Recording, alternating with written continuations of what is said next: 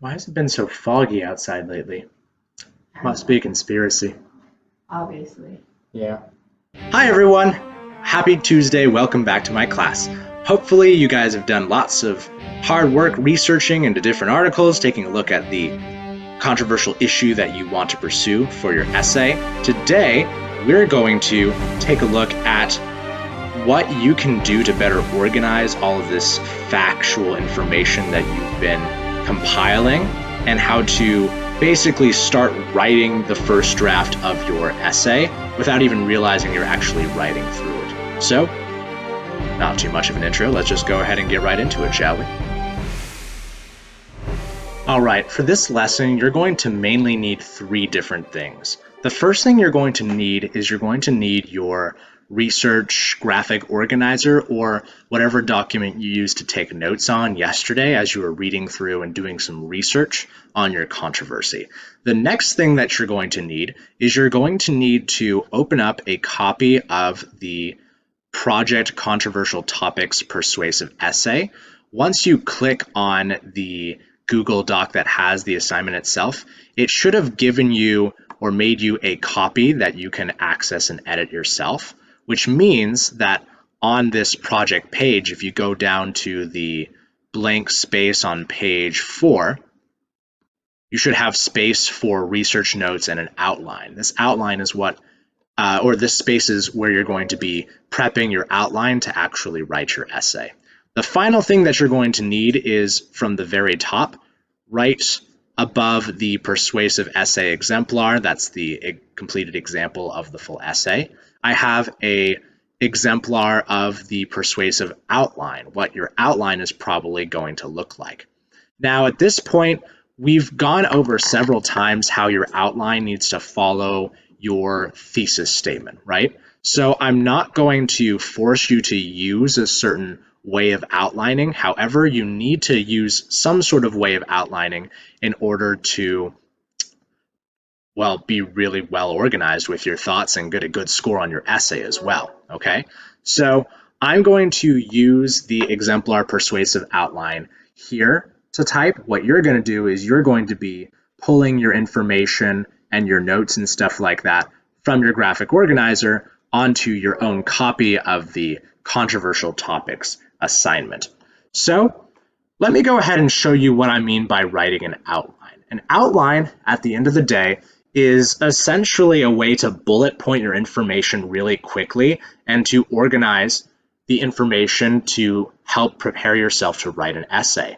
In this case, I decided to write my outline broken up according to each different paragraph. So I have a main bullet point for my intro paragraph and all of these other bullet points that you can move around by pressing tab or shift tab are information that go under that paragraph. The first body paragraph I have is number 2 with all the information I'm going to be using already written in. I have down here my third body paragraph completely blank, okay? And the reason why I did this is I'm going to show you how one way that you can transfer a bunch of notes that you've compiled together into a sort of organized form.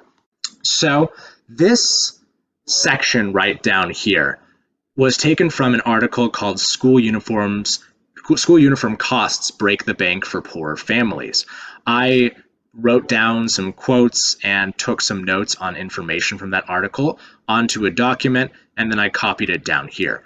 What I'm going to do is I'm going to try and copy this information over to the third body paragraph outline or structure that I have. By the way, for you to actually make bullet points, all you need to do is go up to this section here, a numbered list or bulleted list. And if you click that, then as soon as you start typing stuff, it will allow you to make an outline online, just in case any of you didn't know that. But assuming that you're tech-savvy teenagers, better than us old folks anyway, let's go ahead and look into how we actually organize this information. Remember, a good solid structure to abide by is CBEAR, right? CBEAR stands for Claim, Background Evidence, Analysis, and Restatement. So just to remind myself of that, I'm going to go ahead and I'm actually going to type that in. So the very first sentence of my paragraph needs to be C, my claim. Second should be background. Then I should have evidence. I should have analysis. And then I'm going to have a bit of review. Okay? Since I'm going to be expecting two different pieces of evidence for every paragraph, I'm going to also throw in another background, evidence, analysis, and restatement. Okay? I organized my bullet points so that any information that has to do with the bullet point above is indented or tabbed out one section this way. But if your entire outline looks something like this, if that works for you, that's totally fine as long as you're following this format. So what I'm going to suggest is go ahead and pause the video here and see if you can just set up some sort of basic outline structure for one of your first body paragraphs where you're actually going to be pulling in information. I'm going to pause the video here as well. I'm going to keep it paused for about 10 seconds to give you time to pause the video and go in and see if you can set up an outline structure right now. If you are having trouble with the formatting, you can always come to the exemplar, highlight the entire thing, copy and paste it, and then just delete all of this information if that's easier for you.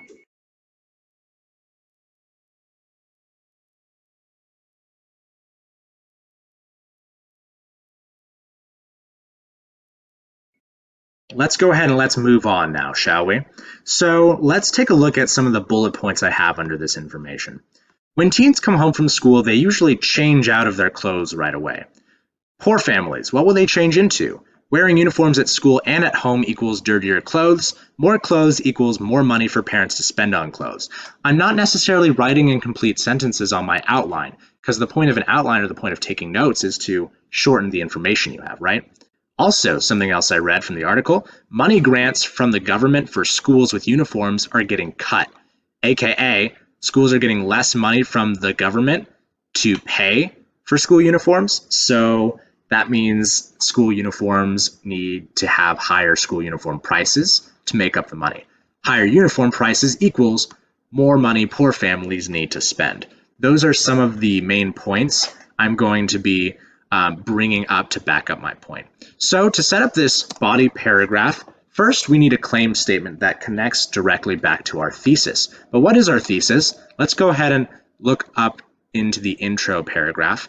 Thesis: students should not be forced to wear uniforms because they take away student individuality, they do not allow for self-expression, and they don't save families any money. Okay, it's this third point that we're going to be talking about in our third body paragraph. So let's write something like, school uniforms don't actually save families money in the long run.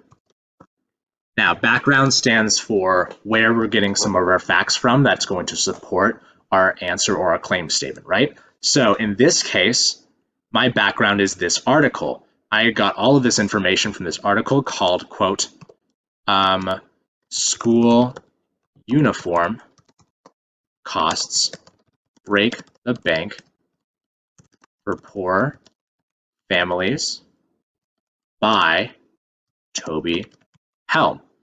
I got the author information from the beginning of this parenthetical or MLA citation. We're going to go more into how to do these citations later before it's your turn to finalize your final draft, okay? So what's the first piece of evidence I want to bring up? If I'm trying to support the claim, school uniforms don't actually save families money in the long run, maybe I'm going to use, let's see, when teens come home from school, they usually change out right away. Okay, so according to the article,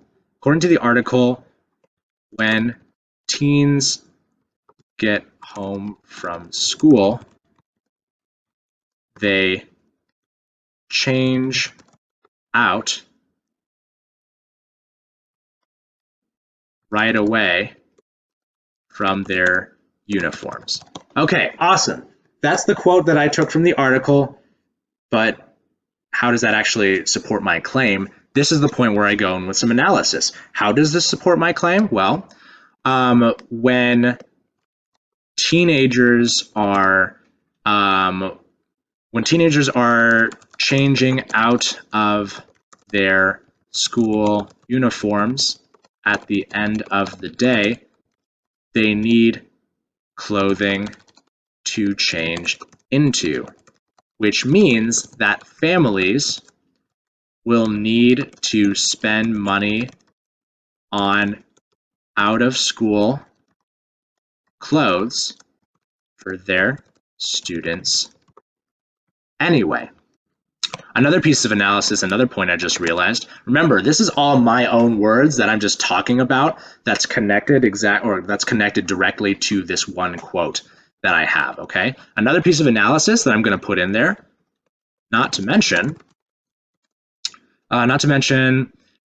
let's say a family doesn't have enough money to afford outside clothing, right? Not to mention families who can't afford other clothing.